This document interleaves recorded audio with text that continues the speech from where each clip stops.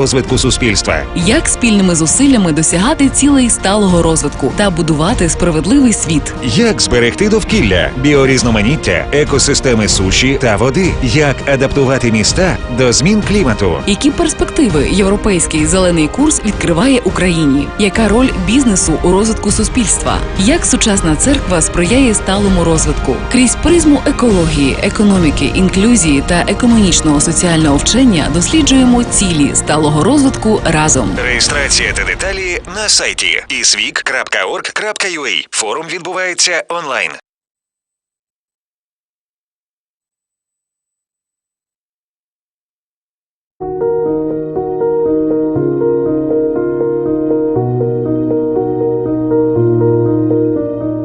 Зростання відходів виробництва та споживання – одна з найактуальніших екологічних проблем сучасного світу. В Україні сортують лише 4% побутових відходів. Решту спалюють або вивозять на сміттєзвалище. Побутове сміття зазвичай переробляють на сміттєспалювальних заводах, що екологічно небезпечно. Пані Христино, ви мене чуєте? Кожного року українці 95% своїх відходів відправляють на сміттєзвалище. Там, де ці відходи гниють, отруюють землю, отруюють воду, отруюють наше повітря, виділяючи метан.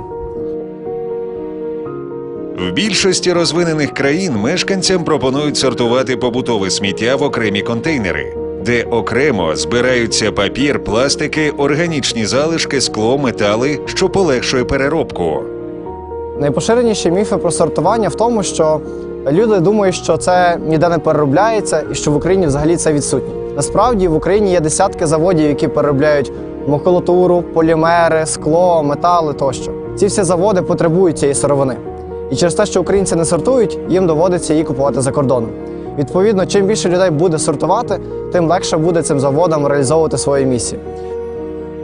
В Україні, за даними Мінрегіонбуду, щорічно викидають близько 10 мільйонів тонн сміття, з яких лише 600 тисяч іде на вторинну переробку чи спалюється.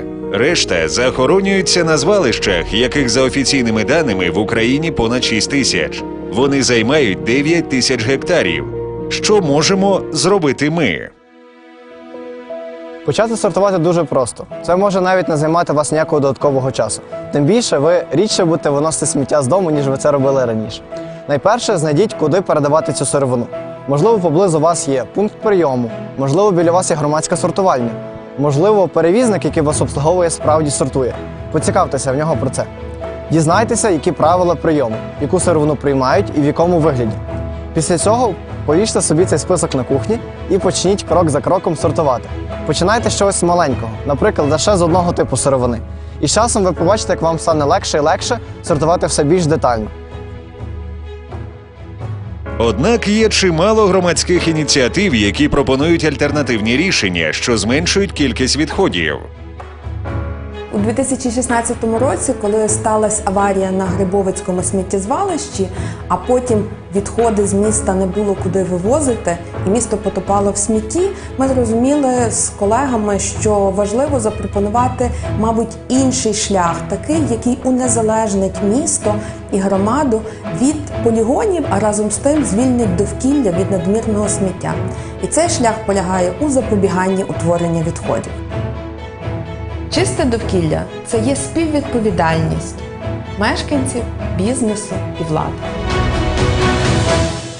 Проект підготовлено за матеріалами 13-го екуменічного соціального тижня «Почути крик землі. Інтегральна екологія в дії» та реалізовується за підтримки фонду Конрада Аденауера в Україні.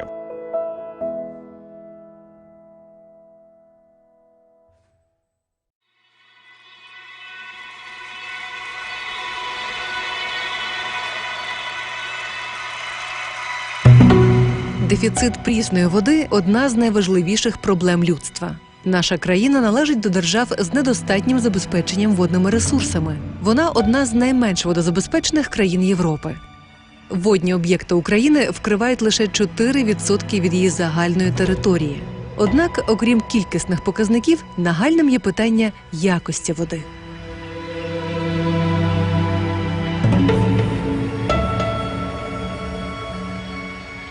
Питання Якості питної води в джерелах для України є надзвичайно актуальною, оскільки лише 25% українців п'ють воду з артезіанських свердловин, решта – це є вода, яка потрапляє до нас з річок. І у річках наразі вода є дуже брудною. Чому? Тому що зазвичай після того, коли ми використали воду в помешканні, помилися, помили посуд, використали воду на побутові потреби, вода потрапляє у каналізацію і після того на очисні споруди. Існуючі очисні споруди в Україні не здатні впоратися з тим хімічним навантаженням, з тим забрудненням, яке зараз є в стічних водах. Тому вода не доочищується так, як слід, і такою брудною вона потрапляє куди? Назад в річки. Багато дуже міст України бере воду для використання з поверхневих джерел, з річок.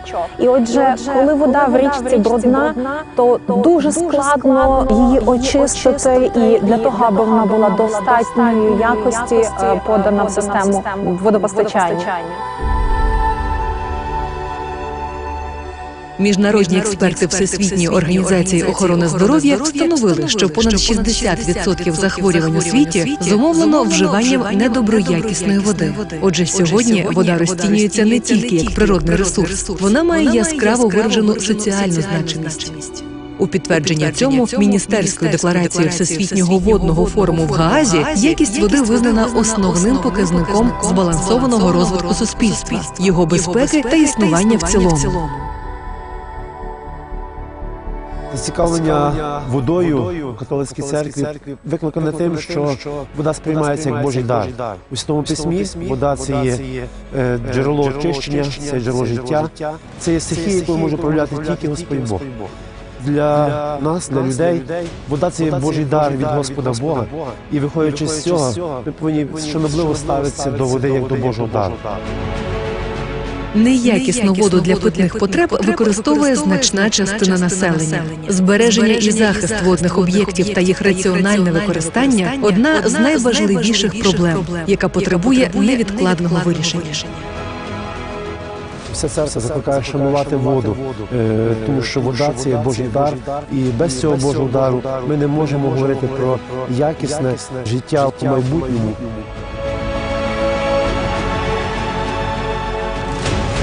Проект підготовлено за матеріалами 13-го екуменічного соціального тижня «Почути крик землі. Інтегральна екологія в дії» та реалізовується за підтримки фонду Конрада Аденауера в Україні.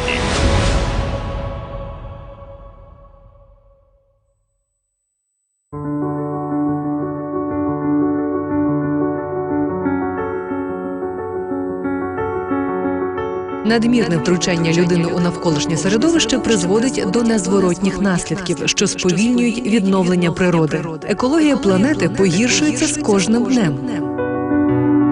Сучасна криза – це в основному криза кліматична, яка зумовлена великою кількістю антропогенних викидів в атмосферу від людської діяльності, в першу чергу від спалювання викопного палива, яким є нафта, газ та вугілля.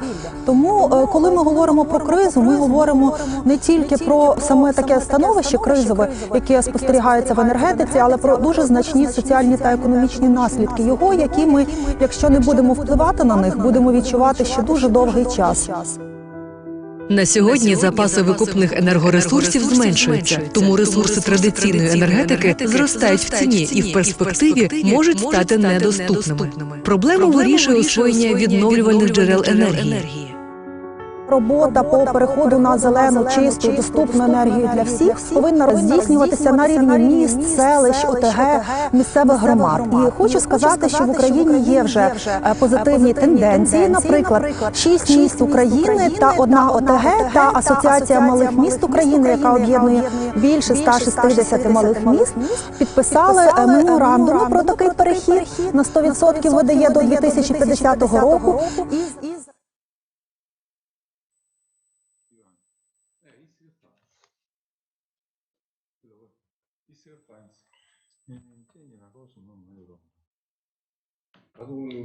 Buonasera. No. Questo cos'è? Cattoliche cristiane? Parli in italiano? Io parlo in italiano. Dove vi volete in inglese, dici totale in italiano e poi fate voi il traduzione.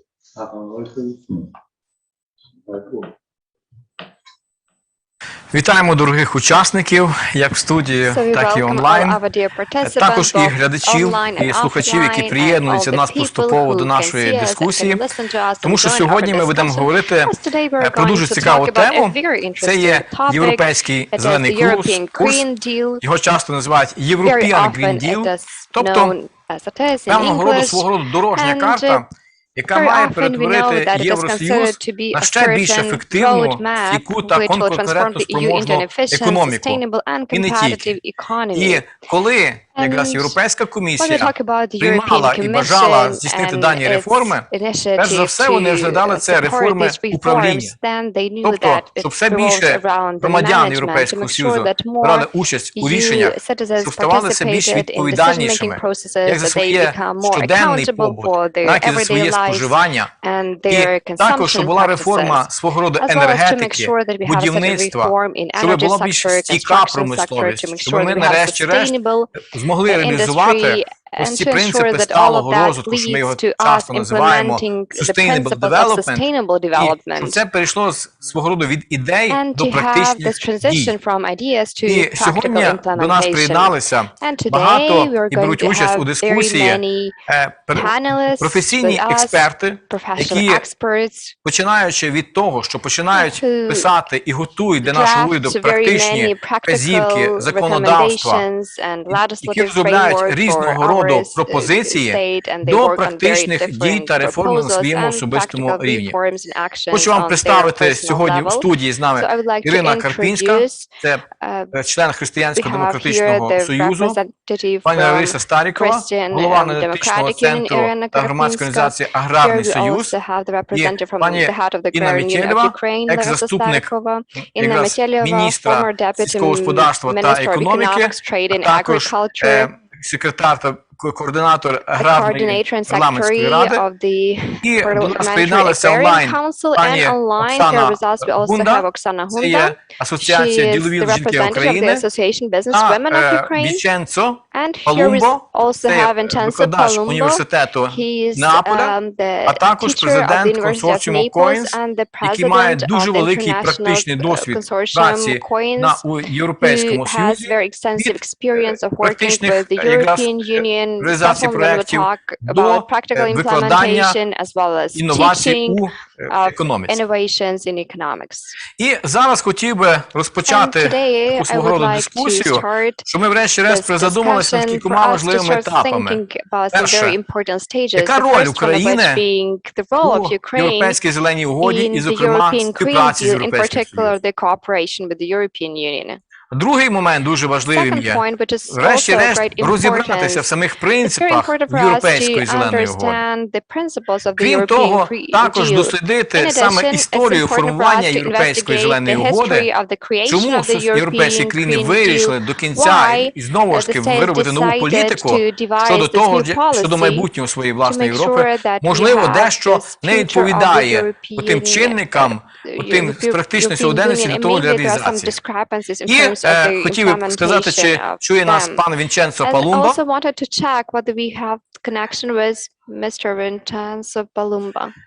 Yes. Buongiorno, signor Vincenzo.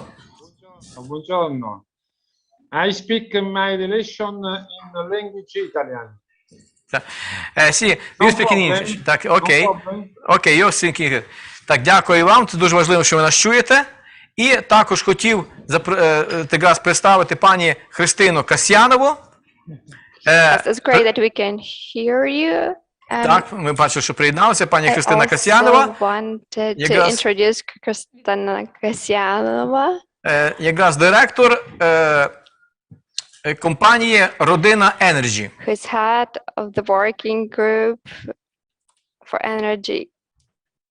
Дуже приємно, що врешті-раз ми всіх нарешті бачимо перед собою і зможемо побудувати плідну розмову. Тому, знову ж таки, наше питання до пана Віченцо Колумбо. Скажіть, будь ласка, ось що таке зелена угода, тому що Італія, вона відіграла велику роль у, наприклад, у біологічній сертифікації, органічній сертифікації, задала багато трендів у законодавстві Європейського Союзу. І ось, що би ви нам хотіли би зі свого боку, як член, як особа, яка є громадянином Європейського Союзу, розказати і пояснити щодо даного плану розвитку Європи?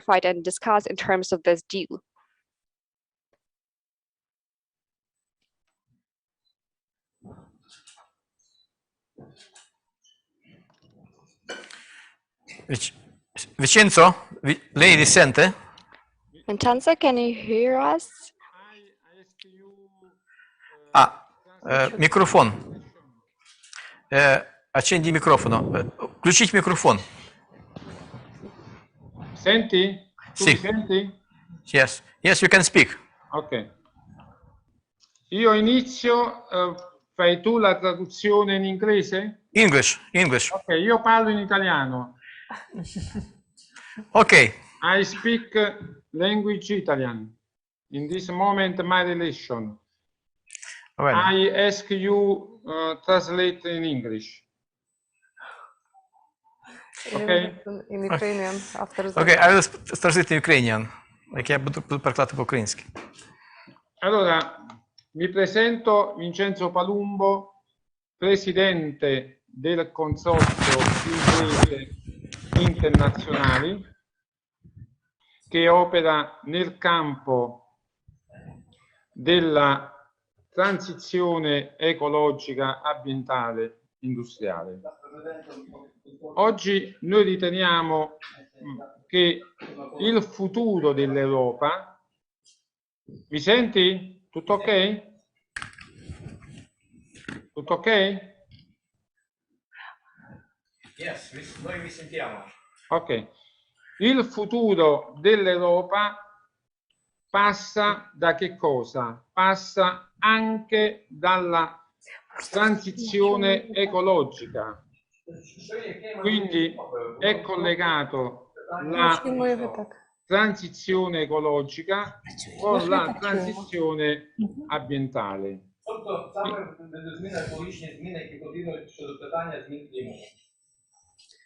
Infatti, prendiamo un esempio che in questo periodo si sta discutendo molto. È una discussione che in Italia stiamo affrontando tutto il comparto industriale.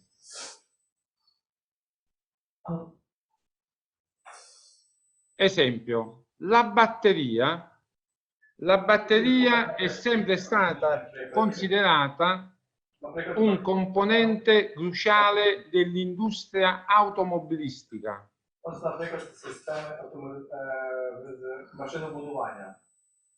Ma la batteria che noi oggi stiamo discutendo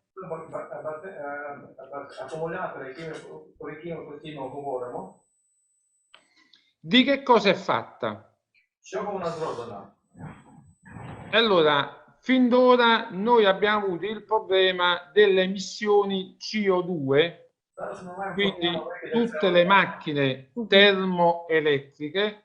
termomeccaniche, chiedo scusa, ci siamo posti il problema in Europa e in modo particolare adesso in Italia con il nostro ministro Cincolani,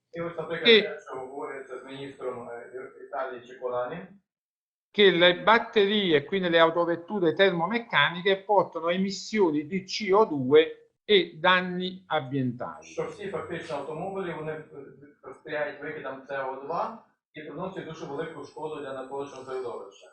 Ma ecco che noi diciamo, e con l'industria stiamo discutendo, che la transizione ecologica e quindi la transizione dell'elettrico è un problema che non è un problema con un semplice bottone si risolve. Perché постійно, що це просто зміна самої енергії, це як змінити певний гудзик, воно нічого не вирішує. Come vengono fatte le batterie elettriche? Тому що як вони зроблені, є сам склад даних акумуляторів. Dove vengono smaltite le batterie elettriche? Де ці батарейки і акумулятори їх розмонтовують? Quanto costa una sostituzione di una batteria elettrica in un'auto? Скільки коштує, наприклад, зміна акумулятора в якомусь автомобілі? Ecco, Як їх утилізують? A queste domande si pone il problema di economia internazionale, quello che riguarda la competizione delle cosiddette terre rare, cioè praticamente la composizione per costruire una batteria elettrica. Щоб побудувати справді батарею, яка не буде засмічувати навколишнє середовище. E infatti noi abbiamo che cosa? Il rame, l'alluminio, il nickel, il cobalt, il litio. Утилізація даних акумуляторів, що ми отримуємо нікель, алюміній та інші якраз метали. E a questi materiali quali sono i paesi e le nazioni che in questo momento producono questi beni, questi prodotti, questi minerali che in gergo tecnico si chiamano terre rare? Se noi pensiamo solo che per fare le pale eoliche ci vuole il rame, il zinco, Думаємо про те, що, наприклад, зробити сонячні батареї, що потрібно для даних батарей.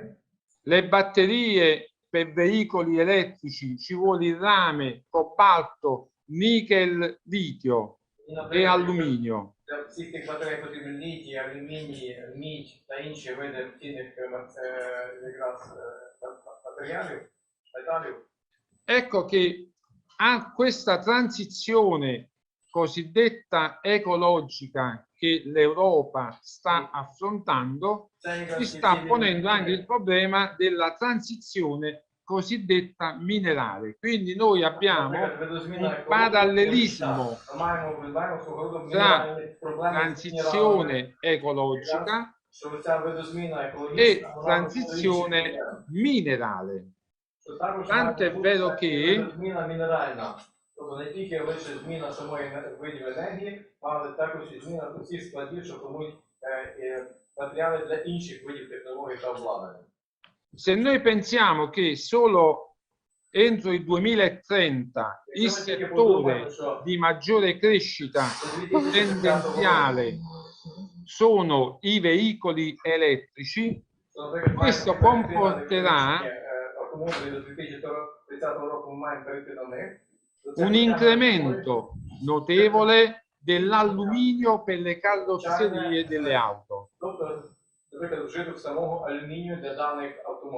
per ridurre il minimo peso dell'auto e un maggiore incremento del rame per il cablaggio.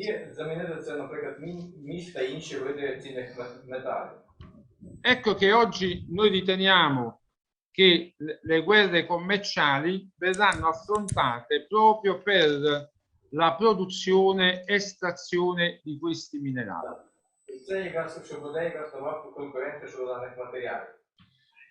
All'estrazione poi si pone il problema della sicurezza sui luoghi del lavoro, poiché la normativa europea è abbastanza rigida sulla sicurezza sui luoghi del lavoro, abbastanza rigida. Європейські нормативи щодо якраз використання даних матеріалів, щодо нормативності, вони досить якраз вимогливі щодо цього. Тому, якщо, наприклад, ми робимо зміни, то, наприклад, заміна чогось не повинна потягнути проблеми з іншого боку. E a questa normativa rigida dell'Unione Europea non fanno parte tantissimi stati del mondo che non hanno questa normativa rigida, quindi si pone anche un problema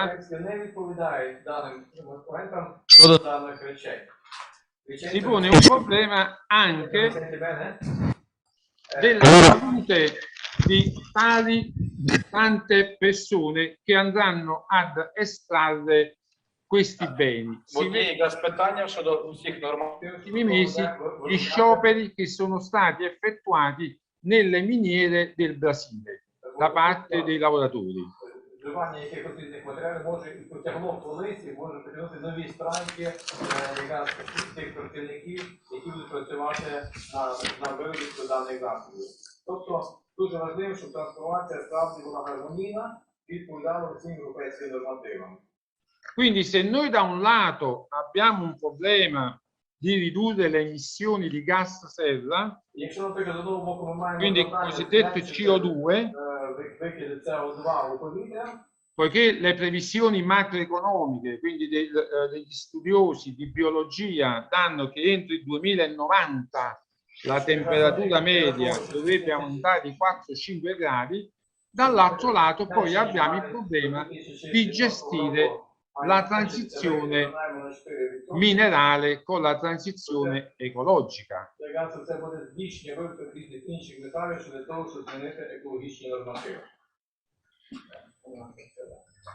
Poi si pone il problema praticamente dello smaltimento di tale batterie elettriche. Ancora oggi molte aziende, ed è un qualcosa che ci stiamo studiando anche noi come consorzio di imprese, è quello praticamente del futuro smaltimento. Vincenzo, поки що дякуємо вам. Ми так, Vincenzo, ми поки що дякуємо вам. Ми зараз продовжимо розмову частина за частинами, бо є якраз питання, що ми зараз відкрили дискусію, ось якраз і над вашим тим, щоб справді, так як згідно з ваших слів, справді дуже важливим, щоб ця екологічна трансформація Європи не породила інших проблем, які якраз і створені старою системою щодо цього. Поки що дякую вам, залишайтеся на лінії, ми зараз розпочнемо певного роду дискусію. Якраз, пані Ларисо, в мене якраз є до вас питання, ось коли, тому що знаємо вас як особу, яка має дуже великий досвід у написанні різних норматив, пропозицій для уряду. І скажіть, будь ласка, ось що ви б сказали, що Green Deal для України, це буде рішення, чи це будуть більше виклики для нашої економіки і, зокрема, для сільського господарства?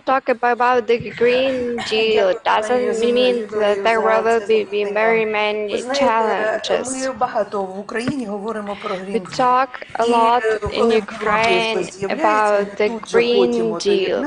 Але я хочу сказати, що ми не готові до цього. Абсолютно не готові, тому що загал наших виробників, вони не виконують навіть ті вимоги, які є традиційними для ЄС, ну, наприклад, з безпечності продуктів харчування, застосування пестицидів. Процес гармонізації, ви знаєте, що угода про асоціацію поставила питання гармонізації, і цей процес, він досить противоречивий. Тобто, з одного боку є крок вперед, з іншого боку ці норми переглядаються і ми відкатуємось назад. Те, що говорив пан Вінченцо, ви знаєте, я слухала, мені було дуже приємно, що Європа може собі дозволити говорити про системність, про моніторинг, про комплексність рішень. На жаль, у нас з цим складно на сьогоднішній день. Так що стосується аграрного сектору, не готові аграрії, ну, я потім трошки, можливо, більш детально зупинюсь на цьому. На сьогоднішній день світ йде шляхом запровадження кращих практик. У нас все покладається на законодавство. Процес законотворення складний. Ну, я вже сказала, що крок назад, 2 кроки назад. Так що, на жаль, в Україні складно. Дякую вам. Ну, справді, ми багато речей починаємо в житті непросто. Наприклад, навіть як ми здобували незалежність, і в певний момент ми пам'ятаємо, як навіть президенти Америки приїжджали, казали, краще Україні бути в складі Совєтського Союзу, але ми зробили цей крок. І справді, але тут не йдеться лише про якісь певні виклики, тут про побудову цілісної системи, і ви цілком праві, що це треба починати щодня і вміти працювати над маленькими деталями для того, щоб дійти до корисного і позитивного результату. Це аграрний сектор, справді він багато чому має бути модернізований. І я би хотів звернутися до пані Христини Касьянової, яка з директора компанії «Родина Енерджі». Ось другий важливий сектор в Україні, який мав би бути реформований, видозмінений і надзвичайно розвинутий, знову ж таки, це є ВД. Тобто, якраз нові джерела, альтернативні джерела енергії, які ми їх називаємо, тому що ми постійно кажемо про те, що екологія страждає від викидів теплових електростанцій. Ми всі пережили шок і трагедію Чорнобильської атомної станції. Ми бачимо, скільки гектарів українського чорнозему зайняті гідроелектростанціями. І ось енергія вітру, сонця і найперша енергія позитивних емоцій. Тобто, як би ви сказали, що як би це повинно наше місце у якраз ВДЕ і Європейської зелені угоди? I think this is something that we can work on, and this will lead us to the European Union. Мікрофон. Пані Христино, включіть мікрофон, будь Please ласка. turn on your microphone. Внизу. Так. Не чути вас. Все поки що. We cannot hear. Так, а зараз? Скажіть. Внизу в куточку у вас є мікрофон. Подивіться. Ага. Зараз, секундочку. Wait a minute, just we have some technical problems.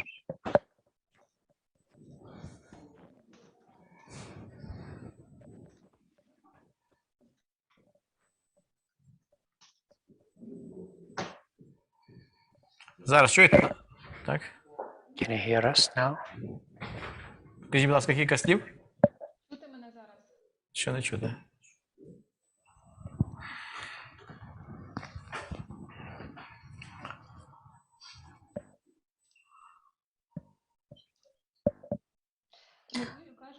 Мені здається, що це тут щось.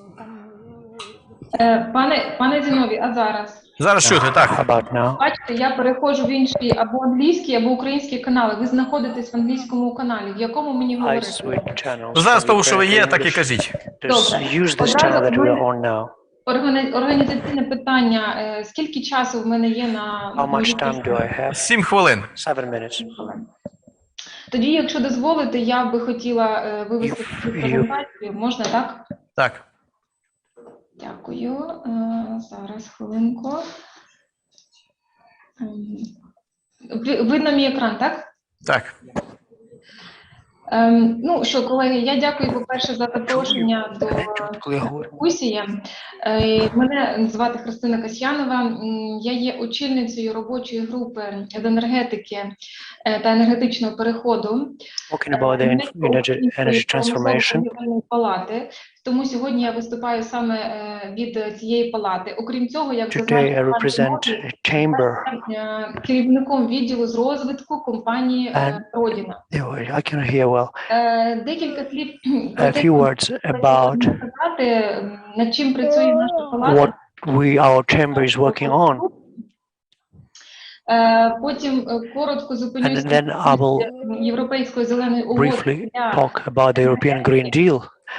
Потім поговоримо про моделі стимулу відновлюваних джерел енергії. Тож, наша палата, промислова торгівельна палата, над різними сферами. Членами цієї бізнес-спільноти є більше 150. Is composed of more than 150 companies. 5 років ось скоро буде святкувати ювілей. And we're going to celebrate 5th anniversary soon. Я, напевно, буду робити коротенькі паузи для перекладу. And I will probably make a few pauses, short pauses for translators. Тож, наша робоча група, яку Our working group that I'm heading focuses on overcoming obstacles that companies working in the energy sector face. Usually, mostly it's German companies working in Ukraine or Ukrainian companies that have ties with Germany. Знаєте, скажімо, і назва вашого форуму, і слоган, я хотіла би його повторити. The name of this forum, I would like to repeat it. Плекаючи спільне благо та рухаючись в напрямку Cherishing, fostering common good and together towards sustainable development. When we talk about this, we talk about clear, accessible and safe energy. Тому, скажімо, виснаження природних ресурсів, so the exhaustion of natural resources, зростаюче безробіття, increasing, rising unemployment, climate change, all these things force us to change our economic models that we're using. Саме тому наприкінці року, at the end of 2019, a program was adopted. Європейський зелений курс. Це не є, скажімо, угода, да, як зазначили вже мої попередні колеги. My colleagues mentioned this agreement. Якої амбіційна ціль in the center of this committee. І оскільки ви вже зазначили, що це європейська зелена угода, європейський зелений курс. We're talking about the European Green Deal. І захисту біорізноманіття, on the protection of biodiversity, mobility of agriculture. Але зважаючи на той сектор, в якому я працюю, і considering talking about the sector in which I'm working, of course I would like to focus to talk more about the energy sector. Зважаючи на ключову ціль європейської Considering the key goal of the European Green Deal, the energy is the key aspect. Currently, the energy sector is 75% responsible for all the emissions. Therefore, in order to achieve a climate neutrality, the European Green Deal sets the following guidelines that you can see now. Тож це подальша декарбонізація енергетичної системи і відновлення джерел. Further decarbonization of energy system. Звичайно, ми these are the main goals of the Green Deal. Енергоефективність. Because we have to talk about the energy efficiency. Ми не встановлювали, якщо енергетика because if the energy sector is not used appropriately, reasonably, we have to talk about the infrastructure of the network. It has to be upgraded. Але я хотіла би, щоб ми зараз поглянули на But I would like you to look at this energy mix of Ukraine and see at which point we are now. І амбіційних цілей. And also in terms of our ambitions and goals. As you can see, 75. Відновлювання джерел енергії зараз становлять близько 9%. So renewable energies account for 9%, about 9%, as you can see from this pie chart. Зараз 42%. В Німеччині цей показник 42%. In Germany, this figure accounts for 42% against 9% in Ukraine. Тож, давайте renewable подивимось на те, як саме може стимулюватися відновлювання джерел енергії, how renewable energy sources can be stimulated and what models can work. Скажу коротко, in a nutshell, if you remember the crisis, скажімо, там стратою певного інвесторської приватної caused by the loss of investors because we are no longer energy attractive. The government decided to, скажімо, основний стимул замінити зелені тарифи на політику аукціонів. To replace the energy tariff policy with auction policy. Відтік інвестицій, the outflow of investors stopped. Аукціони так і не запрацювали. Ви поки що бачили But, на сайті Міністерства енергетики і the website of the Ministry of Energy графік потенційний has коли ці аукціони запрацюють, але поки що schedule of. вони не мали місця. Тому говорити про встановлення великих потужностей, як це було до 2020 року, ми поки що не We можемо. cannot talk about the restoration of big capacities as it was happening before 2020. What can be an alternative additional stimulus? The so-called direct agreements or corporate KPA. Corporate Power Purchase Agreement. Так. В Німеччині практика корпоративних договорів, вона in Germany, this system has been working for. What does it mean? PPA. When the producer of energy supplies energy directly to the consumer, and the consumers. We talk about big companies, big corporations that consume a lot of energy. For example, in Germany, we're talking about Daimler, Volkswagen, Deutsche Telekom, Deutsche Bank. These companies made a corporate decision to move to transit to renewable energy sources. In Ukraine, this model works through the Ukrainian energy exchange. We cannot sign such agreements yet, but as of April 1, 2022, this can start working. Another problem that we can see now is the lack of stimulus to use this instrument, because the carbon tax is so low in Ukraine that the companies have no stimulus to get rid to refuse from that. The old system. In Germany, for example, or in the EU, for example, the average rate is from 30 to 60 euros per ton. In Ukraine, however, it's less. It's 1/3 of a euro. So there is no big stimulus for companies to change the policy. So these models can work in Ukraine together with the international companies that have an ambition to move to renewable sources of energy. Another obstacle facing us is absence of guarantees, lack of guarantees of the origin of energy. So it's impossible to prove that this energy is green. Since the development of green sources is what is the main source, the basis of decarbonization policy. So new models can become a starting point of cooperation between Ukraine and the EU. And here we're talking about hydrogen, that it's a buzzword. That's one of the goals of the European Union.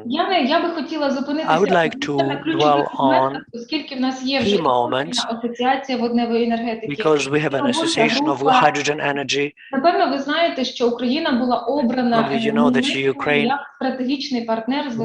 Germany chose Ukraine as a key partner in the sphere of hydrogen energy. And we have a German-Ukrainian partnership functioning as a platform of cooperation between Germany and Ukraine.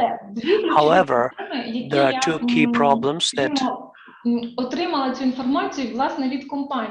I got this information from companies themselves.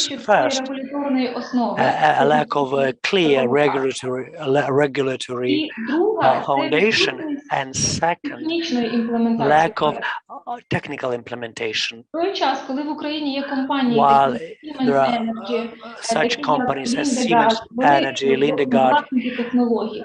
the owners of these technologies working in Ukraine, Вони не розуміють, як ці проекти можуть бути імплементовані технічно. other companies who don't understand how these projects can be implemented technically.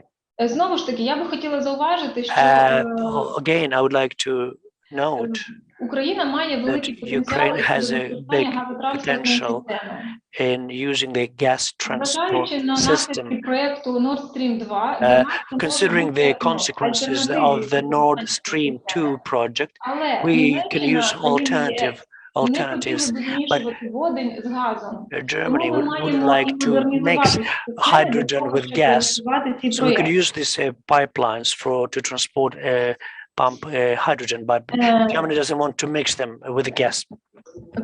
Ще декілька моделей, на яких я би хотіла Also, some more models that I would like to draw your attention to.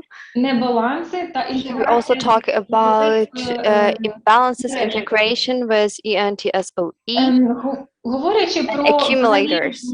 проблеми, з якими Talk about the стикнулась problems that our energy sector has faced.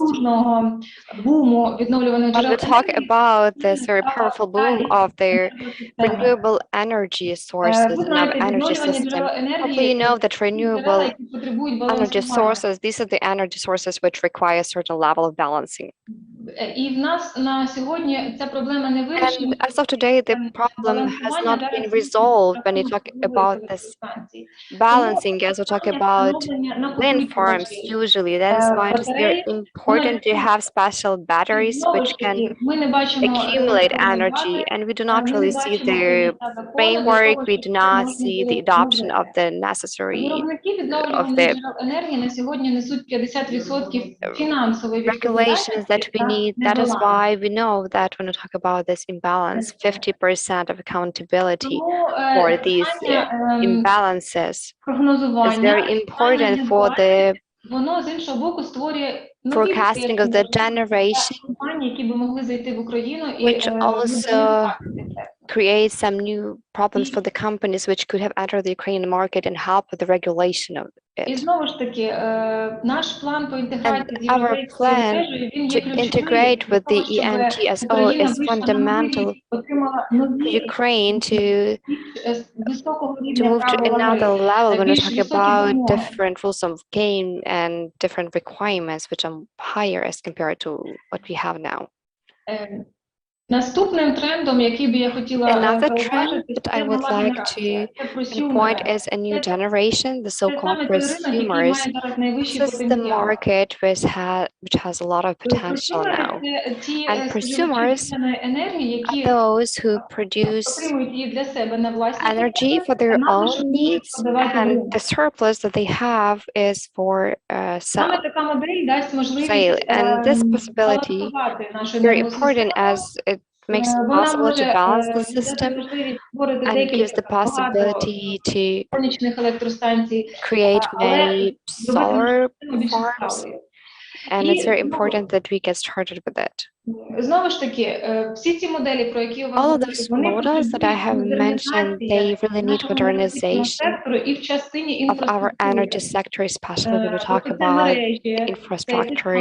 We can talk about networks and stations, all of those infrastructure objects which are very important, and they also require attraction of investment. I would like to have the following takeaway messages from the presentation. So far, when we talk about the European Green Deal, it is not reflected in Ukrainian strategic documents yet. So we have a working group, and we know that there have been some discussions on the highest governmental level, but that would be great for us to have a roadmap, some clear understanding of how we should move forward. знову ж таки, маємо зрозуміти, Again, we really need to understand привабливість, інвестиційний that when we клімат talk about надто важливий. attractiveness of повернення Ukraine in terms of між державою investment, it та is very інвесторами important to have виходить this на передній resumed план. level of trust when we talk about І the саме cooperation with питання investors. заборгованість, яка зараз Again, є when we talk перед about the зеленим тарифом, debt and мають бути the вирішені для того, taxation щоб system, it really інвестори могли has to повернутися в be Україну. resolved. Я дякую за цю I also want to express my gratitude for having this possibility to participate in this forum and in this discussion, and I'm ready to answer any questions that you might have. Thank you, Christina. Well, it's not really the issue of hydrogen, but Europe wants to use this clean or green hydrogen. That is why they do not really want to have the mixture of hydrogen and gas. They don't really want to have this gray or blue hydrogen. So we talk about alternative energy sources. And as we know, Ukraine has a great potential. This is what we usually say, that there is such a great potential that Ukraine has. And the very fact that the first part of our discussion has been dedicated to this very precise and specific research subject matters, it is important for us to see the clear steps and to understand what can really help us make the change. So that is why I would like to address my question to Mr. Metellia, the former Deputy Minister of Economics, Trade and Agriculture. So we have known each other for quite some period of time. We have participated in a range of projects, energy and agrarian issues and production and consumption, you know, all of these things embrace. And when we worked on social passports of our villages, which was also of great interest, that from one village we can really see that some 30% of budget of a certain community goes to different details like alcohol, cigarettes, well, you know, some and when you talk about the fact that the community does not have enough resources, financial resources, this is not really so. But when we talk about your international experience, and you know that we talk a lot about different meetings, so for you as a person who represented the ministry, so what about this European Green Deal? Is it more about opportunities or challenges, or maybe it could serve as great impetus for us to propel the economy?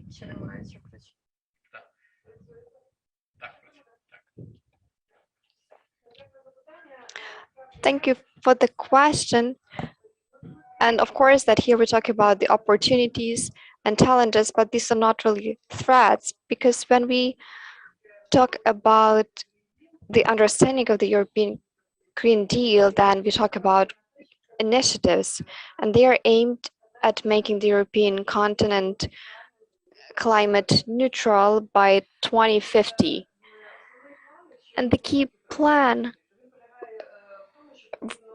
is about the fact that we need to revise all the current legislation that we have, and we also need to adopt a range of certain normative acts which is also the obligation for the EU states.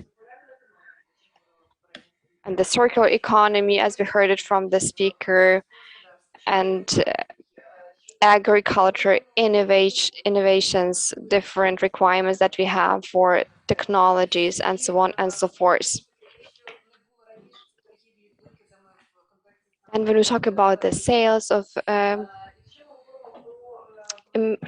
emissions, then when we talk about the problems of agriculture, one of the, this is not really the threat, but some like vulnerable point of weakness. And I think that what can really suffer is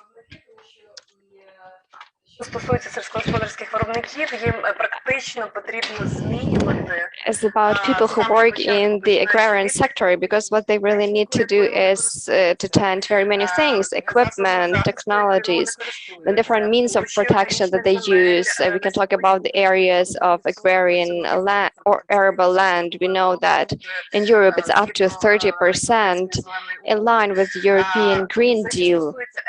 So when we talk about export, because again and again, for us to be able to export goods to the European Union, Ukraine exports 40% of goods to the European Union. We know that those 40% actually is agricultural produce, and it's very important to understand the impacts on different levels when we talk about the farming, delivery, and many other things. So here we talk not only about growing or farming, we know that there's also the transportation part, and again, we go back to the issue of emissions. So in our view, agriculture is going to be very vulnerable when we talk about these challenges. Should we talk on the whole about the economy? Then last year, the Minister of the Environment, they made some calculations, and they know that for Ukraine, the transition to implement these policies, and we have the following numbers, that we have 100 billion euros. So we talk about 10 million euros per year. Then the model of the EU, probably they can afford it. But when talking about Ukraine and we talk about the budget of the country, we know that with the state budget, we cannot really change the strategy and we cannot elaborate these policies. That is why we know about the possibilities, and we hear it from Europe. They're ready to support the transition of Ukraine to the Green Deal by green financing. And this green funding, here we can talk about the European Bank for Reconstruction and Development, the European Investment Bank, the European Financial Corporation is also ready that within some 5 years, they are not going to finance projects related to investment of mining, of fuels. So any project which is regarded to receive some funding, there will be some audit in terms of its how it relates to green policies, because we know that it's about some new possibilities that one can have to have affordable financing for sectors which can be really vulnerable, but those which require the change by means of European financial possibilities. And there is another thing that I wanted to mention. Several months ago, I participated in the European Forum, and it was the European Green Deal, and there was one representative from the European Commission, a politician, who said the following thing, and I absolutely agree, that as long as bank statements of farmers and producers will be red, they are not going to turn green. And that is why the issue is that theoretically everyone supports this initiative. It's very important to have clean air to breathe, to have good quality of our food, to live in houses with e-technologies being applied, and we really want to decrease the level of emissions. We want to know how to deal with emissions, how to manage them.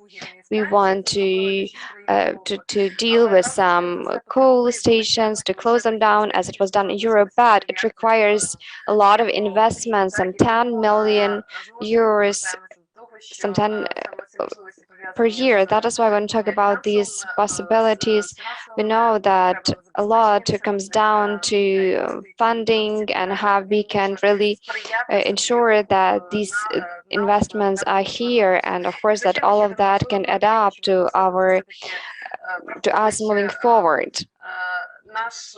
And as we know, the volume of our economy, and we know that it's very important to participate in the European Green Deal policies of the European Union. It is important to have the presence of Ukrainian businessmen, Ukrainian politicians, and association in decision making when we talk about the level of decision making which is taking place in Brussels.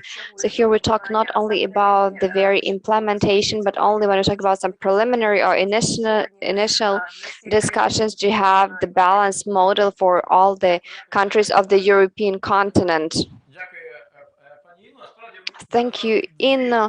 And here I have two reflections. So basically, when we talk about some external impact, it pushes us our economy to start the process of reforming, and it's for the better. So what do you think? Is that the way you see it? Yes, for me as a consumer, the person who knows a lot about politics, then yes. But when you talk about exporters, producers, farmers, I know that there has to be a lot of change done, pulled through, and we know that we also need the people who really know a lot about that. We really need to be honest about the fact. It's important for us to know what is meant by the European Green Deal policies. What about this climate change, climate quotas? Have to calculate them, and I think that it's 0.01 persons who are in Ukrainian politics. That is why we really need not only financial support, we need training, we need education for everyone to have a good understanding of what's happening. Because for me, as I communicate with different people, there is not a great level of understanding, even when I talk about the people who work with this particular topic. Not many people really understand what the European Green Deal is about. We talk about very many things which will be needed, financial, time-wise, and so on and so forth. You're absolutely right to notice that before you start talking about something, or implementing something, you really need to do some research, as many people are afraid to do something new. But it's very important that for farmers, even for businessmen, it's important really to move away from this raw economy, because we talk about the change of technologies and equipment and many other things, and there are so many other areas and fields which require cooperation with different universities, and not only to have good stuff. And there's another question that I would like to address to Irina Karpinska. And so we know about the founders of the European Union, and there is nothing better in the world which has been created. And we know that very many people, they migrate to the European Union. It happens much more often than people who leave the European Union. And the founders of the European Union, these were Christian Democrats. Two important issues, the issue of security. And they wanted to resolve two important issues, the issues of security and well-being. Some people, skeptics, say the EU is a bureaucratic machine, inefficient, it's a big machine, but the question arises, what better things can you recommend better than the EU? So nothing, there are no other recommendations. So why did Christian democracy becoming more relevant for Ukraine? Because in Christian Democrats took power during the crisis. And why is this problem very important in Ukraine? How can how can be relevant to the Green Deal? Of course, you are right. It's important to dwell on the values of the European Union and the direct dependence of these guidelines with on the implementation of Green Deal. So after the war, Europe was going through problems of destruction, period of migration. But the reaction of the United States and the Marshall Plan, which helped Europe, this all helped Europe to develop, to restore its economy. That was a very important factor because. And it helped us realize that our economies are interdependent. One economy cannot develop while when the other suffers. And at that time, the economies of the EU and Europe were closely interconnected. Therefore, crisis in Europe affected the EU. The United States, because that's why this support was beneficial to both, to everybody. And this interdependence gave rise to the idea of unions How could one unite 27 nations with different languages, traditions, histories? But they managed to do that. It happened, and it happened thanks to the Christian Democrats, because they were united by the issues of security in the first place, and their desire to achieve social stability. More importantly, so the ideas of the European Union are based on values common to Christians and other EU members: respect for human dignity, the importance of truth, justice, health care, and human life. And by creating the EU, Christian Democrats proved the fact that if a system is based on right values, it is doomed to succeed, and to have a right development. Very often the questions of historical experience and values are neglected, but if we neglect these, we can see that Europe cannot live without values. If people who come to Europe don't share these values, Europe will not work. Even looking at the personal level, these people will be destroying this system of the European Union at the domestic level: rubbish, waste, personal harmful habits, legal ignorance at the scientific and educational levels. Science and education were the cornerstones of the European Union, according to Christian Democrats, and the development of a conscientious citizen who can take responsibility. These were the goals of the European Union at the foundation, during the foundation, and that's the main thing in the Green Deal, because people have to choose fuels that do not destroy the environment conscientiously. People should conscientiously refuse from plastic, choose energy efficient technologies, choose safe transport, eco-friendly transport. This is not an easy way to the implementation. A Green Deal, it requires discipline, in the taxes, but if it has values at its core, Christian values, this this road is justified, and we can achieve it. We can achieve this Green Deal. As Mrs. Ina noted, mentioned the types of fuels that we can switch to. In reality, at each stage of human development, has different types of fuel. Here, we have those types of fuel that match with our the level of our maturity. The implementation of Green Deal has to be done comprehensively. We need to breed a generation of people who can implement this deal. We have to do a lot of work in the information policy. We have to sanitize the information space. We have to provide the right information that will stimulate citizens to do things that will approximate us or bring us closer to the implementation of Green Deal. And this problem of implementation is at the personal level, like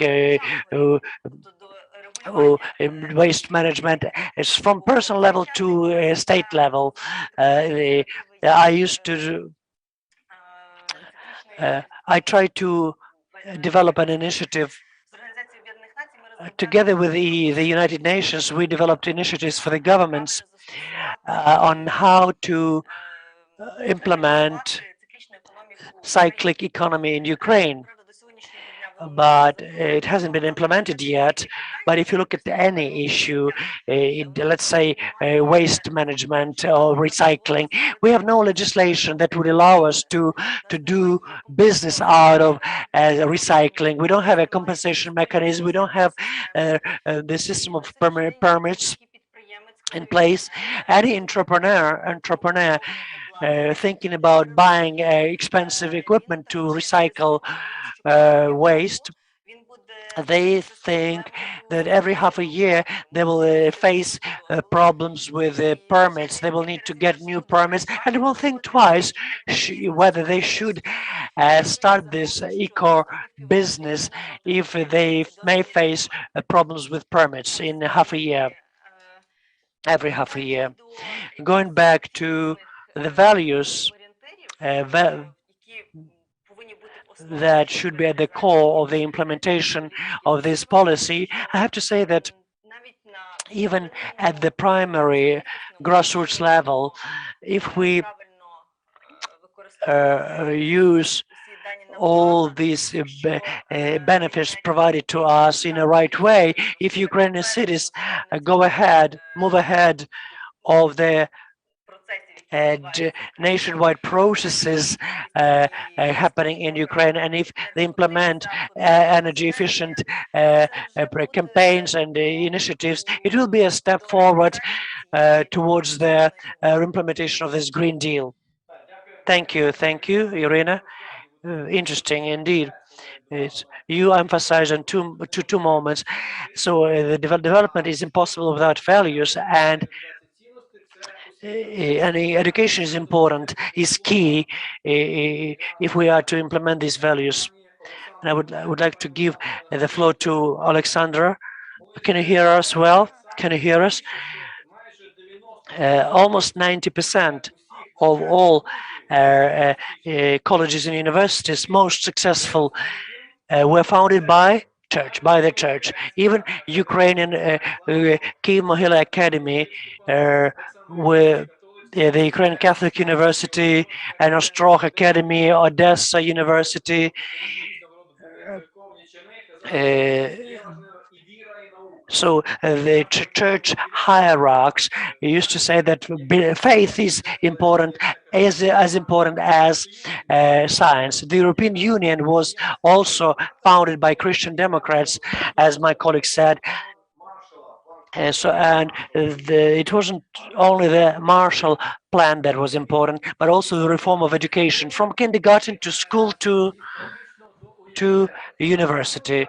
Mrs. Alexander, as acting president of the Kyiv Mohila Academy, and your university is one of the most successful universities raising Ukrainian intellectuals.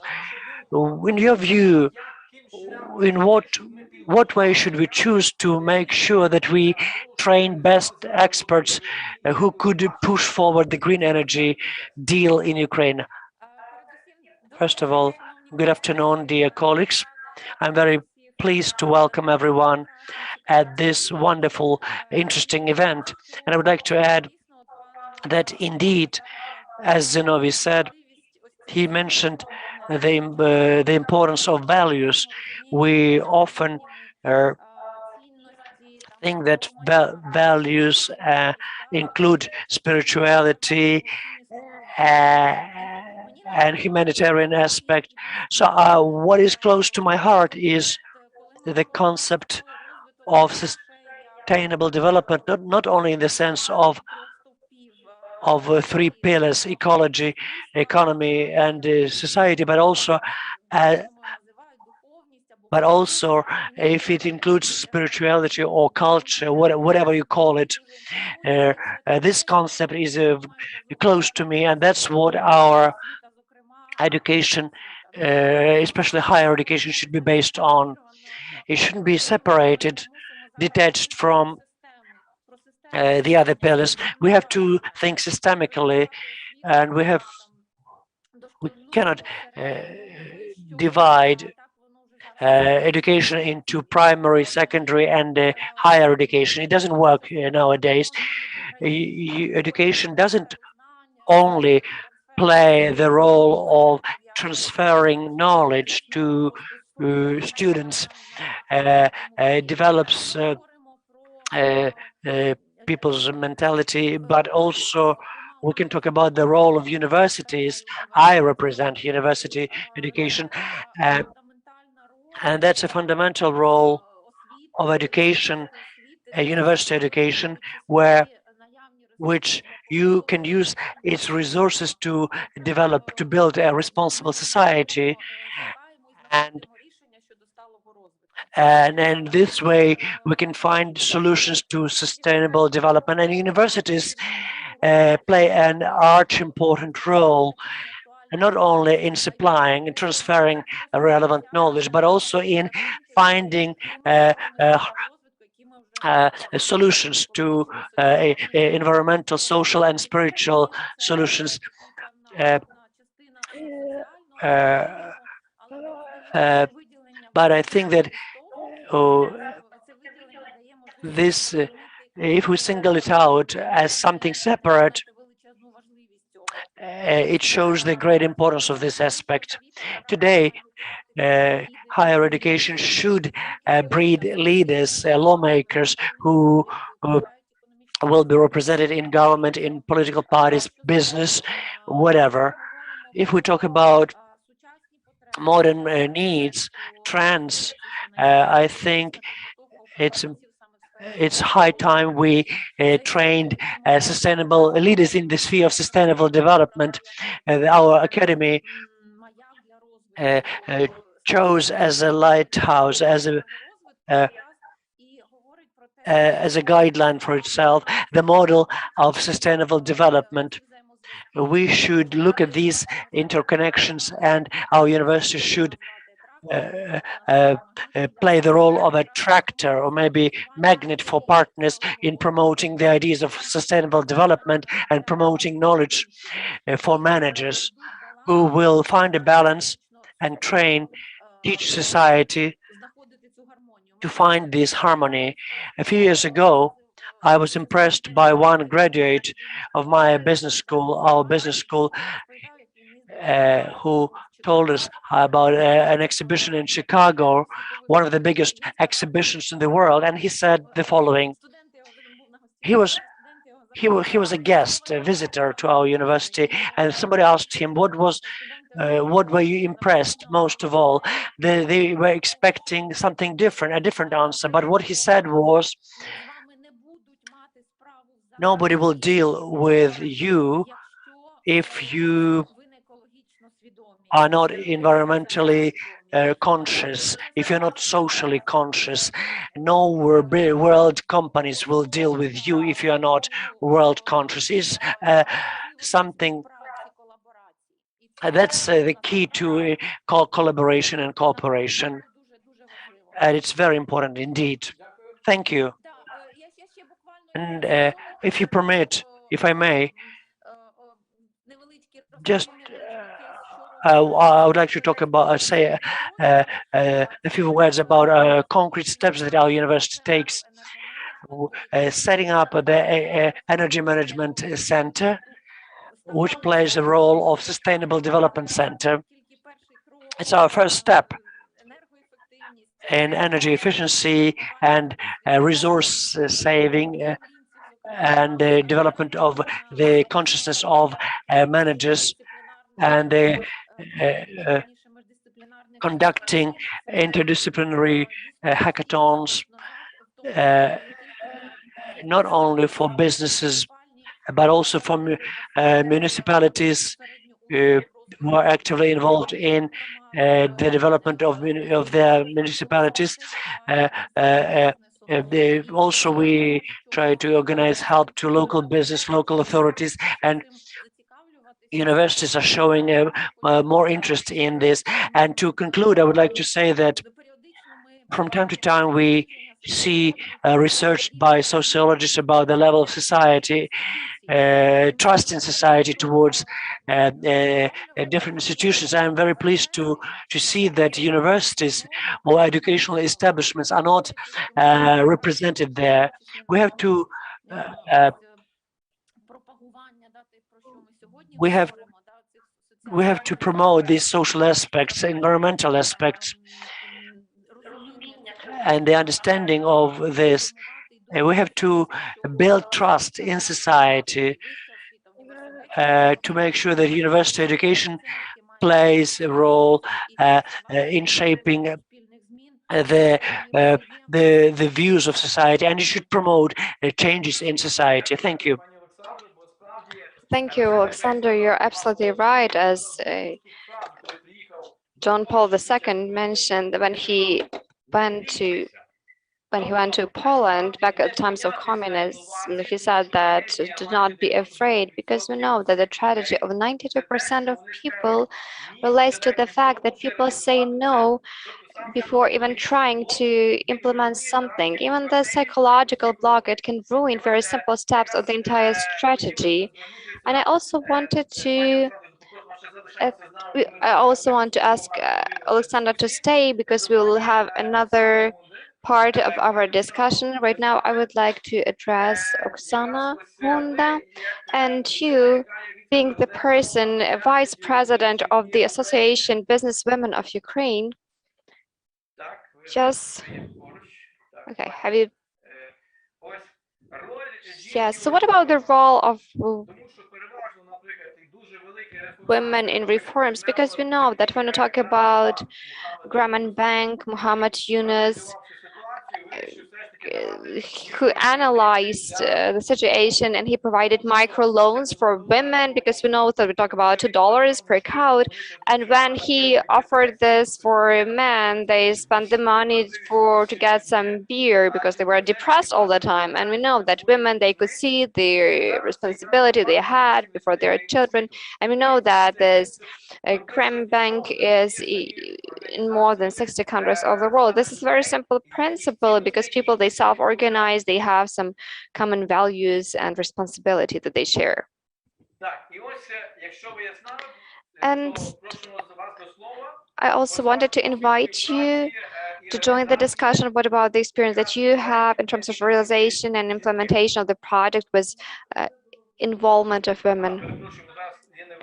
So we have some technical issues that we have to deal with. There is some problem with the internet connection with Ms. Hunda, and we are working on that. That is why we can also address our question to Larisa Starikova, because you heard at the beginning of the day and the discussion that we had. So what about the project, the steps, which are very important in terms of the agrarian development, because there was something that you also... Okay, so probably we already have Oksana back with us.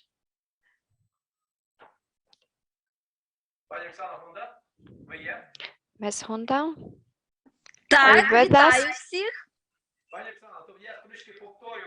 Yeah, so probably I will repeat the question. You, being the representative of the Association Businesswomen of Ukraine, vice president of this association, so what about the role of women as a person who promotes the development and who takes the responsibility? And very often we know that there are very many risks employed, but women are not afraid of innovations, because we know that the Green Deal requires not only intellectuals and professionals, but also the people who are willing to change the legislative framework and the environmental attitudes in their life. But it's all about the responsibilities that we have for the future generations. Дякую, The floor is Зіновію. yours. Thank you, Вітаю Zinovi. всіх I want учасників to welcome all the конференції. participants of the Мене звати conference. Оксана My name Гунда. is Oksana Hunda. Я засновниця I am адвокатського the бюро founder of Оксани advocacy Гунди та bureau юридичної компанії and a «Правозахисник», legal також company. громадська I'm діячка, віце-президент Всеукраїнської vice громадської president of the організації «Ділові українські Association жінки». Businesswomen of Ukraine. Так, дійсно, щодо And yes, питання you're absolutely right. жінки у розвитку As far as суспільства, the role of на мою women in the думку, development of society на is даний concerned, час to my mind, зростає, і as ми of всі now, we це know that it is спостерігаємо, growing, and зростає роль witness жінки that у role таких суспільних of a woman in very напрямках, many як політика, societal бізнес, fields such as politics, економіка, business, а також громадська economy. діяльність. Also, when we talk Жінки about гармонійно other співпрацюють areas, we із know that чоловіками, women know how to cooperate жінки with men емоційно, and а також emotionally є великими професіоналами і and впливають professionally. We на know that розвиток they суспільства. can really impact the Жінки development of часто society. бувають Where often дуже women добрими реформаторами. are very Чому? good Тому що at conducting жінка reforms, because there is a дійсно certain дбає про reasoning те, behind that. Women, що they take good вона care залишить of на цій what землі they для leave своїх дітей. for А their отже, і children для всього afterwards, суспільства, для and it всіх means that прийдешніх it works поколінь. also for the future Тому generations and the entire жінка society. This is намагається exactly why і робить все для того, щоб woman вести tries to make екологічний everything бізнес, possible to make sure екологічний that спосіб there is життя. environmentally Жінка, conscious business that she's крім running and крім her lifestyle. матеріального, Also, we talk крім not думки about про some матеріальне material задоволення у things and своєму this бізнесі, financial reward or думає дуже часто satisfaction про when it comes to екологічність цього entrepreneurship, where всього, often про women, they also цінності, take і care of несе ці values цінності and у the світ, environmental і навчає цим protection, and цінностям they share дітей. Тому these так, в Україні, в values нашому and суспільстві teach children. є ще над That is чим why in Ukraine and in працювати. other На мою side, of думку, course, there are це в still many першу things which can чергу be все improved. починається з And дитинства, primarily а everything отже і starts with our сім'ї. childhood, with Тому our family дійсно upbringing. потрібно That is why, of course, починати it's зі своєї important сім'ї, зі to своєї start with your родини own і family, виховувати people who are close to відношення you, and to дітей really до екології, teach до children відношення до to make sure that they have a нашої proper планети attitude Земля і towards до our того, planet, що towards the ми environment, залишимо and also not to на forget нашій about what планеті stays для after для us on our майбутнього. planet Адже for the future generations. Thank you. Thank you, Osama. What we are trying to show, and actually we want to underline, that the Green Deal is not going to be successful if you're not going to have some practical evolutionary institutions which really manage to prove their resilience, their strengths. Here we talk about family, and we know that family-based entrepreneurship is very important. As Oksana Karpinska has mentioned, it's very important to have management and values, to have a good balance for their implementation. And another thing to be underlined, as Alexandra Humana has been pointed, there is a need of the systemic approach in terms of education. That is why we ask you to stay here with us. And what about, Larissa, what about those practical cases of implementation of the values in a specific project? Thank you, Zinovi.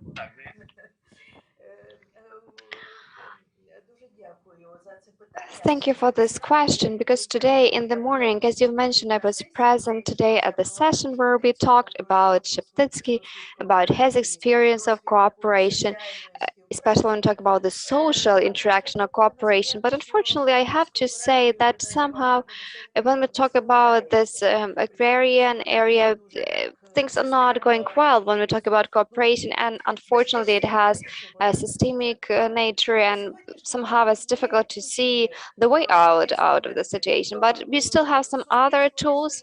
Society is moving forward and evolving. There is a very important tool which is known as networking. We all know that social networks and all the equipment and technologies, they allow us to organize very many things which were absolutely impossible some time ago. And we also have we don't have internal resources, but if you talk about the embassy of the Netherlands who help us whenever we have some international support, we do have these possibilities. And we were participants of a very interesting German project, the School of Best Public Practices. And at this School of Best Public Practices, there was a teacher from the Dutch consultation company, and he taught about the theory of contemporary networking. And today we've been talking a lot about values. In this systemic networking, it's very important to understand that there is a key question when we talk about networking. What is this key question? This is the value which is being singled out on the level of the entire community, and there is a sub-community. It can be smaller, it can be bigger, but it really shares this fundamental value. So today, when we were all not really united, we need these points and possibilities, and especially when we talk about these possibilities which are strengthened by certain conveniences that we have, because we can be anywhere and we can join this community no matter our location. We talk about anti-corruption action in the process of auditing, and you know how important this issue is. So that is why we work on training of the trainers, and they will be ready to work with the business and auditing. But well, that is not the topic of today's discussion, as today we talk more about consolidation of this community of business consultants into a certain network, a community which has this fundamental value and knowledge and expertise, people who cannot, we know how relevant it is when we talk about our perception of corruption.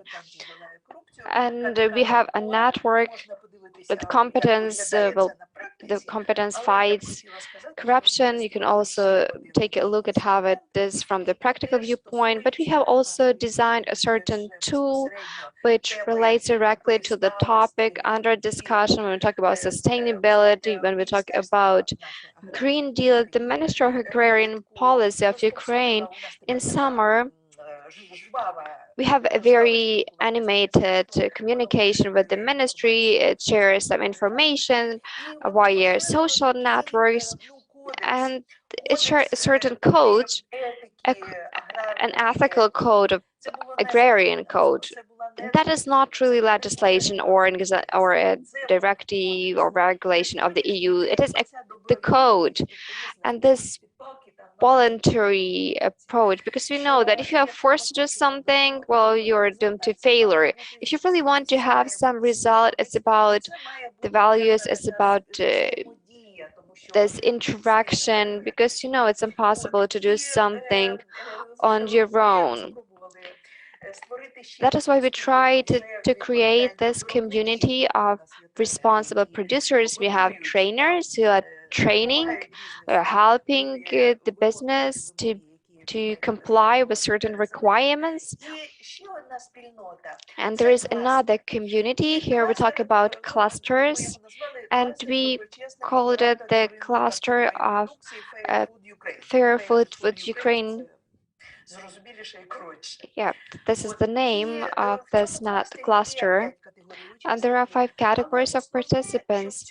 But what is of the greatest importance when we talk about this cluster? We invite international organizations, which are those who support different documentation when we talk about good practices. It's complicated when we talk about standardization. It's difficult for us to understand what is mandatory, what is not, where do we have the legislation, where we talk about standards, but in the world, the practice is already there. And we really try to work with our sectoral associations to participate in these projects, but by and large they were not ready. But we know that we have certification abroad, and it's much easier for us to invite international organizations with the services they can offer to peer to Ukraine, and our cluster as a certain community could really help to make these processes more efficient and to achieve the synergy under the framework of the activities of this FFU.net UA. You can check the information online. Once again, I wanted to express my gratitude to the Embassy of the Netherlands, which made it possible. Thank you, Larissa. We already have some very specific, newly created, innovative and contemporary forms, because we know that sooner or later we will still have this online communication everywhere, and this consolidation of people is of great importance. So Inna, I also have another question that I wanted to address to you. Should we talk about the European Green Deal? And can you think about anything that Ukraine can surprise Europe with? Supposedly that we join active discussion of the European Green Deal. As Larissa has mentioned, we have international organizations, the Swiss project, when we talk about organic agriculture, which takes care of a good quality of food. We also have the Canadian project of dairy family farms, which provided some funding. What about the role of Ukraine in the Green Deal?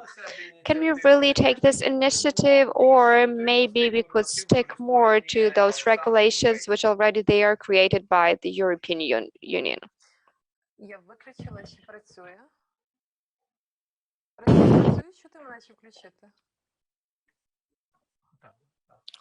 Тепер не чути, да? Чути, добре. Моя думка, що ми, звичайно, що не можемо перебрати лідерство, тому що... But I think, of course, that we cannot really take this leadership role because we're in a weaker position as compared to such countries as France and Germany and so on and so forth. But what we can do is to become an equal partner in the context of how we can contribute to the situation. Because if to talk about the geography and the volume of agricultural produce, how can we surprise them?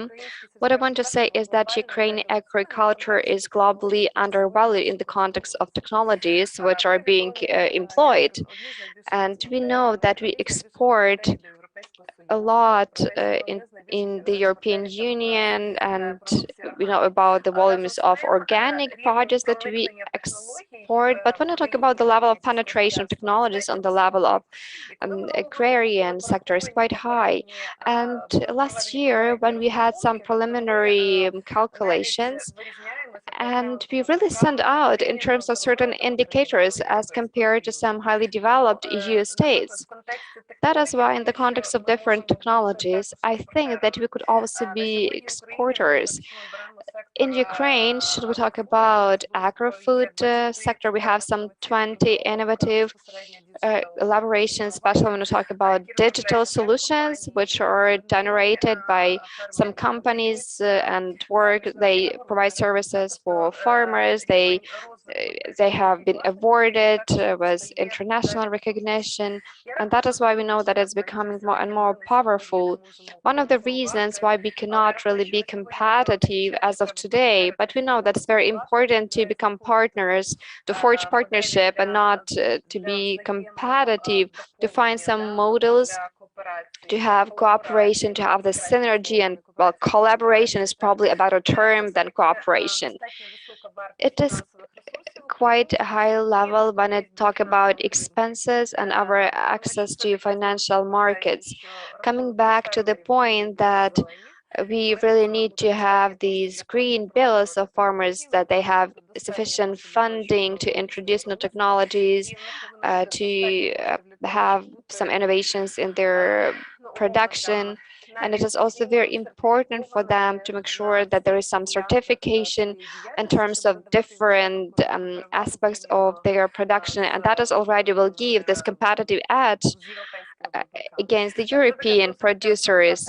Well, this is a very delicate subject matter, in fact, but take into consideration the experience that we already have. I also represented Ukraine in the Commission on Investment, the World Trade Commission. We know that when we talk about this particular topic, it's very important to understand that it is a separate category in any negotiations, in any agreement. It's very easy to negotiate anything, but you know that when it comes to agrarian, when we talk about agrarian sector, very many things do not go as planned. That is why it is this weakness actually that we have when we talk about Ukraine.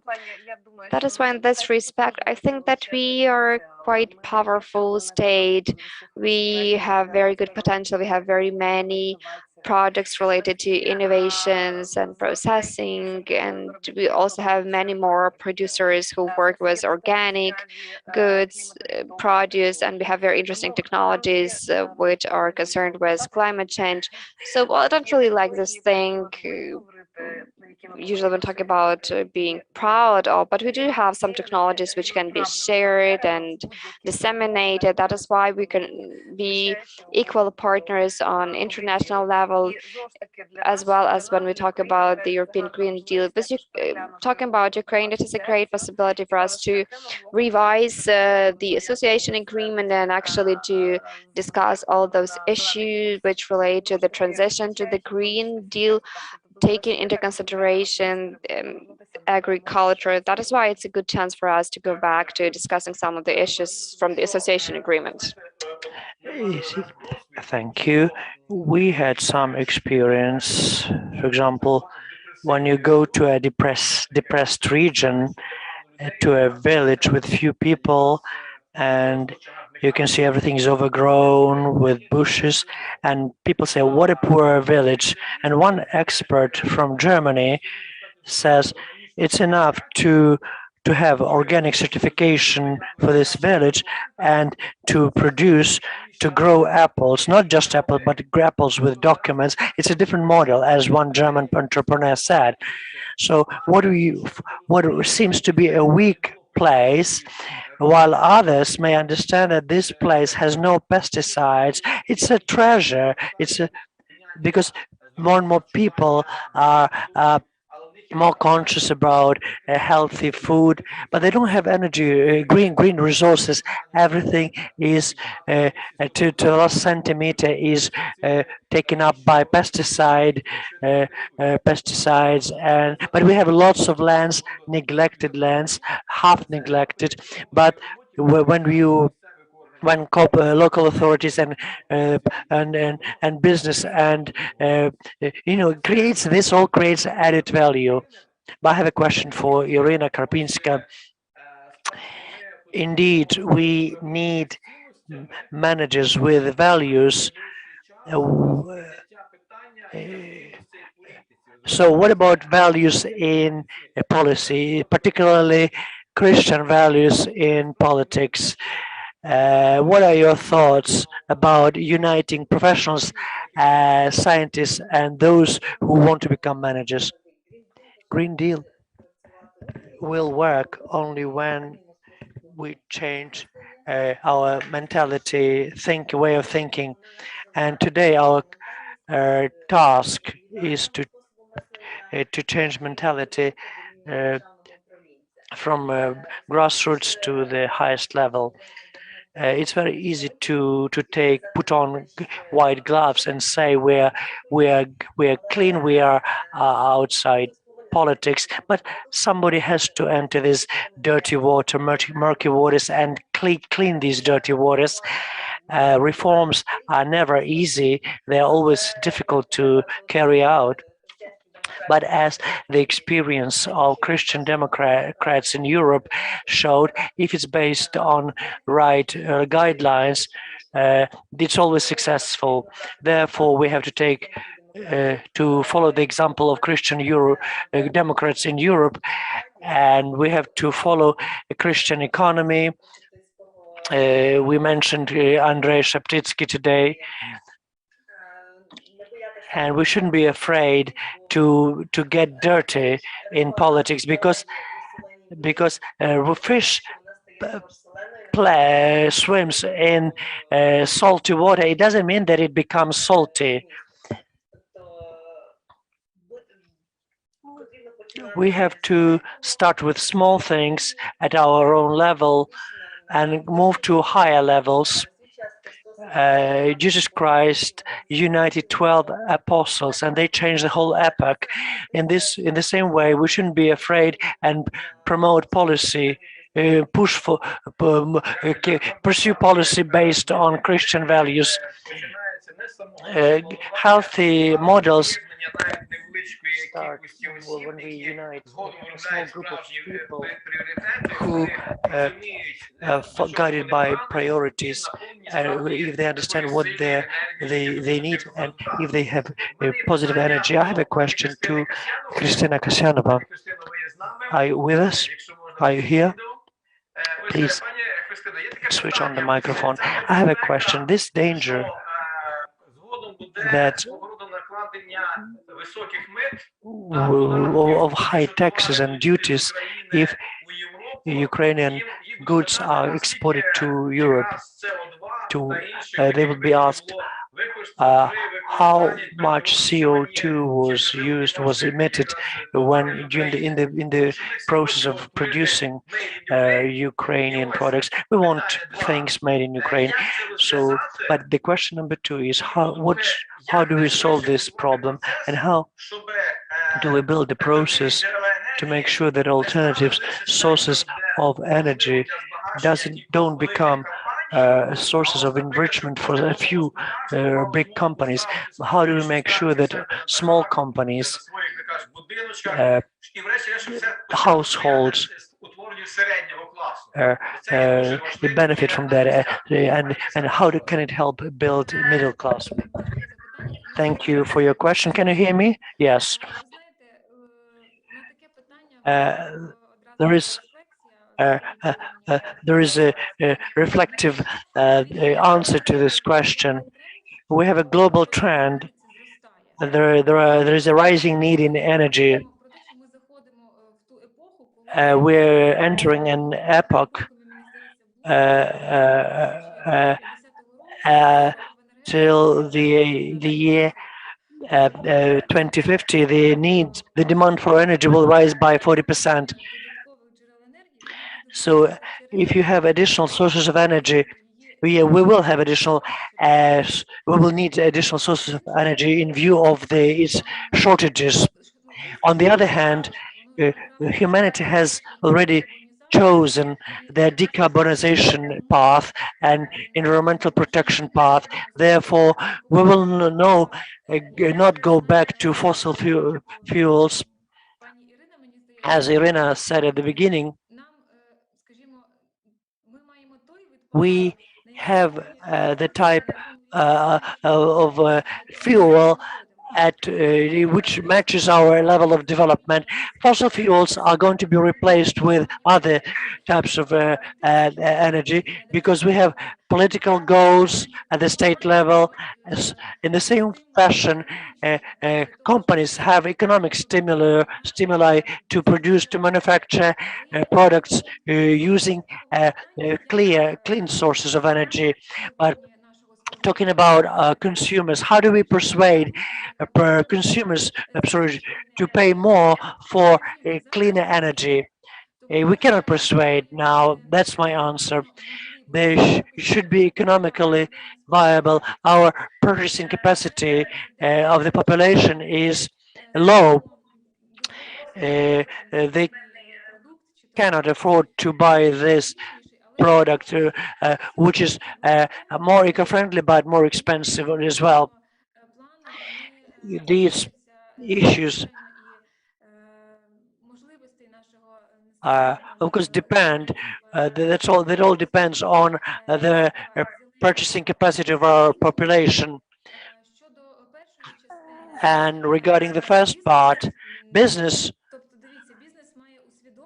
should be aware, it is becoming aware that nature is a capital, like human resource, like as financial resources. If people use natural resources, people should take responsibility for emissions, for what they use. And this responsibility should be fixed at the state level to make sure that people should take this responsibility. In this fashion, business should be stimulated, and people should afford should be able to afford to buy these green products.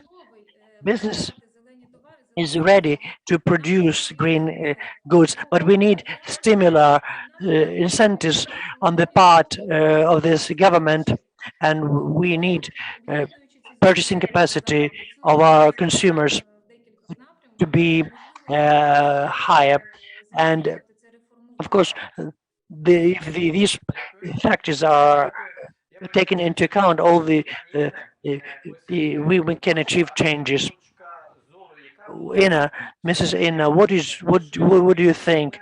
Who will be first to promote to bring about changes from the top, the authorities from the top, or business from the bottom?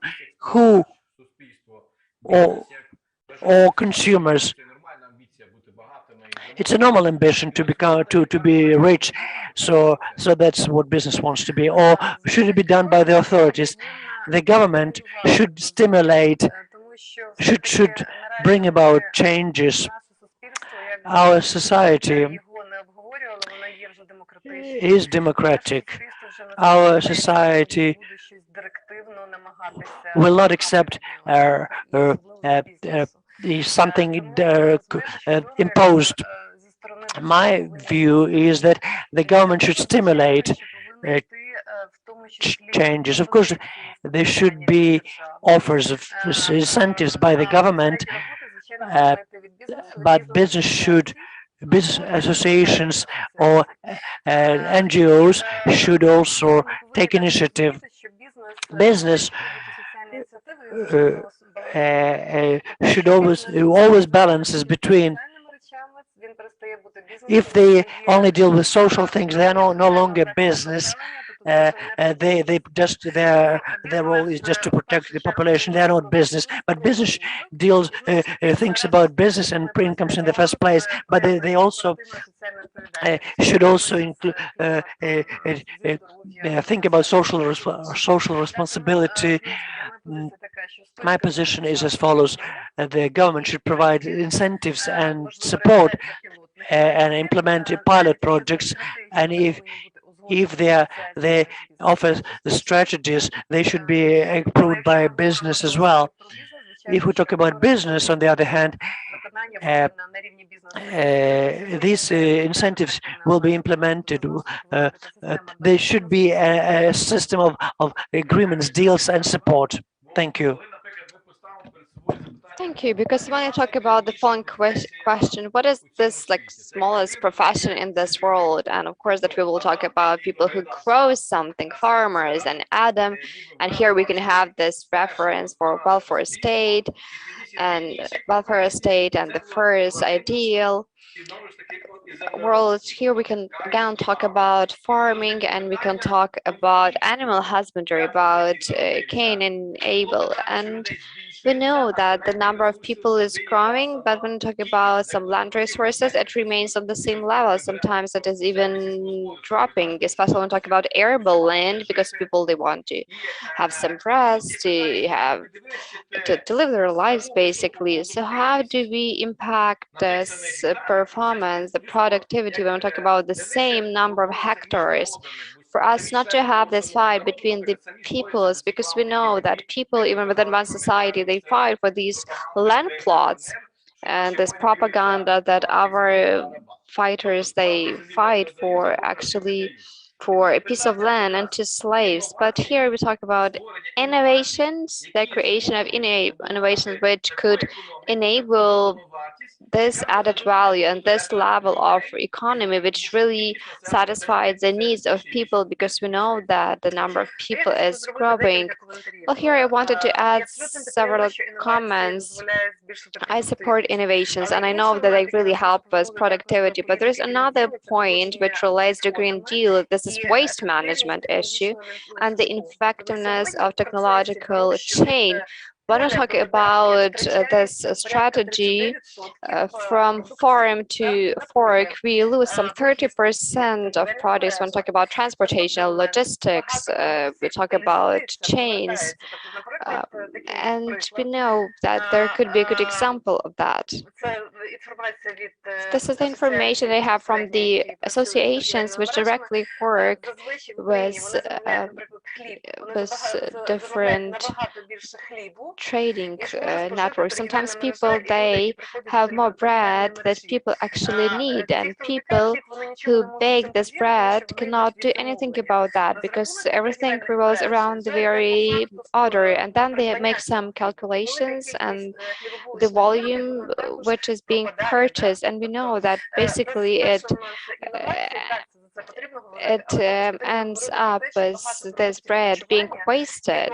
And that is why it is very important that when we talk about raw materials and through this process, we lose so much because we are not being responsible enough when we talk about our consumption. We utilize a lot of food, and these are not very good practices, by the way, but there are many things which are lost on those primary chains because of technologies which are not good enough. So we really need to think about this responsible consumption and food and waste management. We have some food banks in the West, but they're not in Ukraine. That is why it's important to have the combination of these things.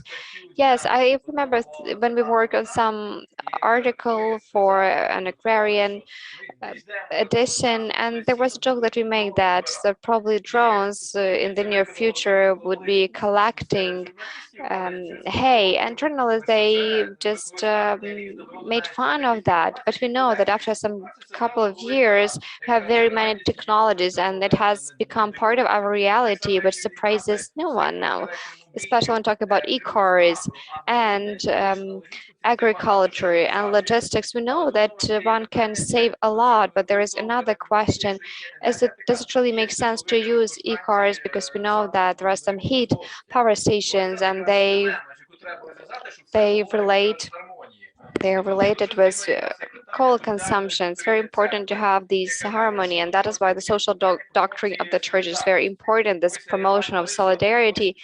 And Larissa, you being the representative of the agrarian unions, so what about the role of cooperation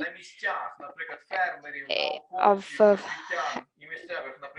different representatives, different stakeholders, farmers, amalgamated territorial communities, and to have this bottom-up model? Thank you for this question. It is a very complicated question because, our colleagues, because we know that agrarian union is a union of different people, but what our farmers say is that those who have up to 500 hectares, they are socially responsible and they are open, they are ready to cooperate, maybe because they do not really have these additional resources which some middle-sized enterprises have. But on the other hand, as of now, we can talk about some pilot projects, about some typical solutions at certain stages. I was even trying to establish some store of ready-made solutions. So all of these things, this is a certain level of technologies and management. And again, it is also part of innovations. To get it today, we talked about intellectual property with Irina, and those solutions, which are very efficient and economically viable, they are intellectual property, and it is disregarded here in Ukraine. So if you go to the bank with this issue, you will be just left out. That is why there is a plethora of different issues here. But again, if we interact and cooperate, if we have these points of growth, if we have some fundamental values which serve as the basis for these points of growth, everything can be really resolved, because it's about people, it's about values, it's about the willingness Yes, you're absolutely right. Those people who promote reforms, it's not only about legislation. Very often it's important to promote solidarity. Social doctrine of the church is non-material asset. It is there, but no one can see it. But it has such a high value. It costs a lot. I mean, economically, it is, you can see it. So, no, the social doctrine in Rome, if you want to study in Rome, you need some 25,000 euros. That is the point where you can really calculate the price. And then we really need such people as Andrei Sheptitsky in each of our villages. You know that in each village we have some free pubs, for example, 60% of families which are bankrupt. And that was this case when the person who was very good with this art of speaking and when we talk about some new values being imposed and this change what happens in the community, in families. That is why we know that Caesar in Vienna probably was drinking some coffee, or the Russian Tsar was there in the opera house in Paris. But then we also have these people who say we really need to do something about that. And that is why through Christian democracy it becomes possible to restore this culture of solidarity, and all of these issues are very relevant. Yes, you're absolutely right. They are very to the point and relevant. And as you have mentioned, the key issue is about education, is about enlightenment of people, making people aware. We really need to make some change when I talk about this awareness of people, and we need to add some information and knowledge which really makes people think about being socially responsible. And through these practices and the impact which we can have on mindset of people, their vision, we can really change the world. We can implement the Green Deal, and we can build a thriving country. That is why we can also think in terms of some practical takeaways, because here we have the representatives from agrarian unions, Christian democracy, even in parliament we have the agrarian council. What should we do? We really need to bring good news to people, the gospel. And it's very important to save people, especially when we talk about some not very intellectual decisions which are not based on any logic. And that is why when we talk about the sanitation of the information space, because you know that sometimes it's easy to make billions when people don't understand something. But if you want to have sustainable million investment, it is created in those places where we have people who have a good understanding of the fact that money is not a solution. We talk about very good very high level of living standards when you have properly developed infrastructure, clean air, good roads and air. That is something you cannot really privatize or divide. Some natural resources which are very important for our existence.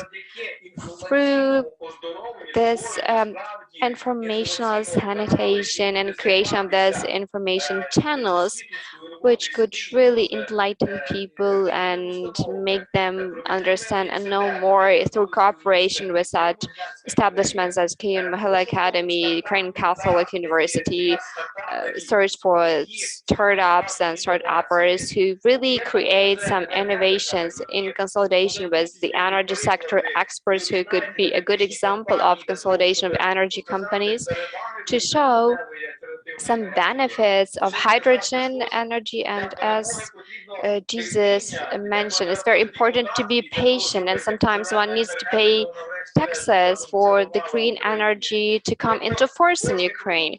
That is why each product has its time of growth, of becoming mature. So maybe some 1-2 minutes for each of our participants. So how do you see the first steps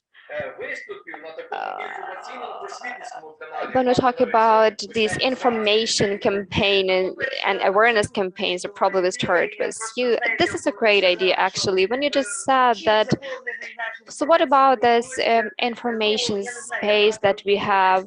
Well, I haven't been watching TV for many years, but sometimes I visit my mom, and what I hear is absolutely terrible. But we really need to bring it up, and that is why this ecumenic week is a great opportunity for us to talk about something which is not mentioned on a daily basis, but we should be talking about this every day.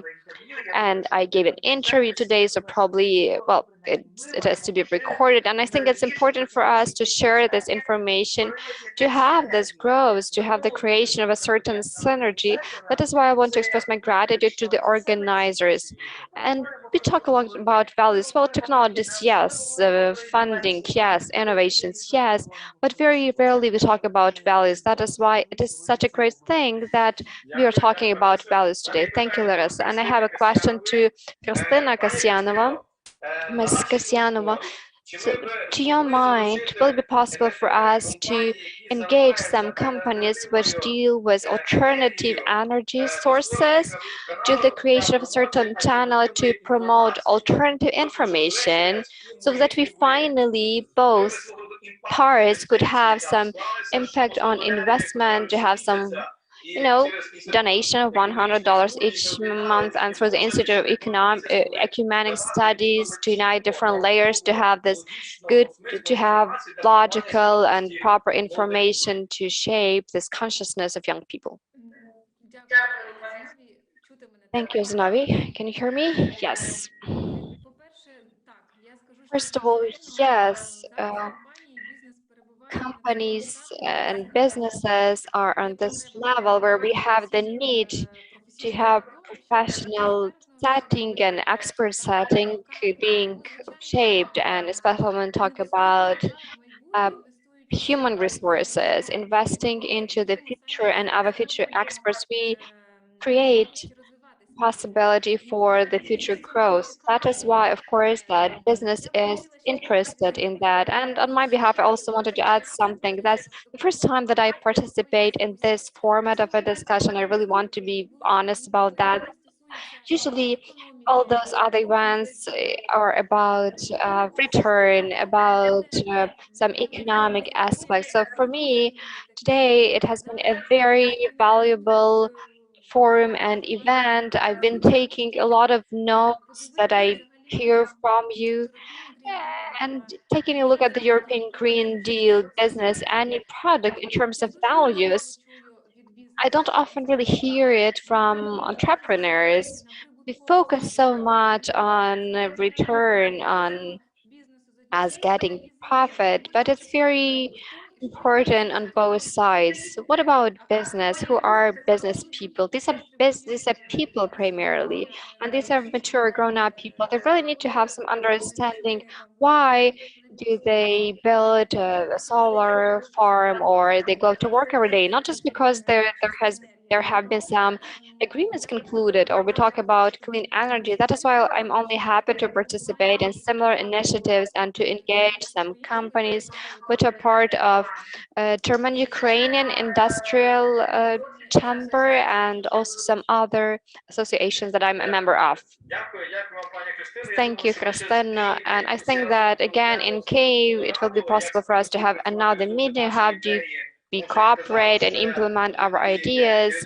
And as one of the heads of the Creative Association mentioned, that all of the ideas are myths which are there in our ideas. It's important to think why you had that idea and then to make sure that you can implement it.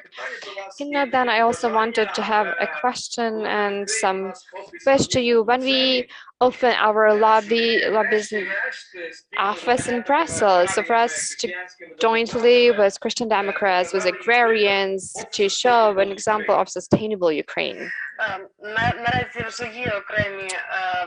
We have certain projects that lobby Ukrainian companies' interests in Brussels, but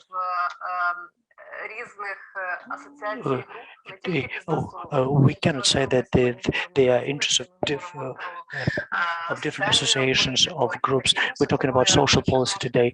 I think there should be some unifying platform which would integrate interests of different stakeholders, society and the government. We know that we have been to the European Parliament in Brussels many times, and European politicians support Ukraine, and there is a big group of Ukrainian lobbyists in the European Parliament. We have ambitions to implement this strategy in Ukraine, and we would like to meet with the interested parties in Kiev who would be interested in this idea. And to conclude, there is a question to address to Irina Karpinska. We say there is an expression contra spam sparrow, hope without hope. When we finally restore values, it's very important to develop intellectual with high values locally. Christianity is very important. We should do it, pursue this development through education and science. What steps would you take in this sphere?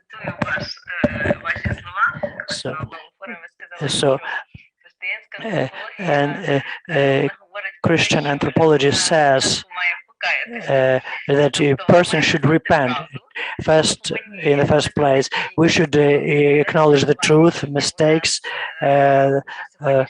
shortcomings, and based on this, based on this, and using the best experience, we should build our way on our own, and we should build this path to the future.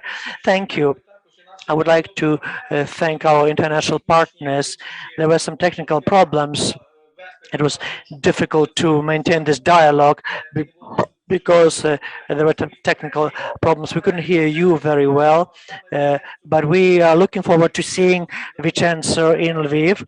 He is a great lobbyist at the European Parliament, environmental issues, economics. He's going to organize trainings on how to work with European projects and what programs we can be involved in. And we really hope that the cooperation with the EU will be possible in the near future. We cannot build paradise in separate countries because when we talk about rubbish, we should talk about rubbish in our heads in the first place. So this all leads us to cooperation and solidarity. Thanks to all participants. We invite you to further discussions at the next stages of our forum.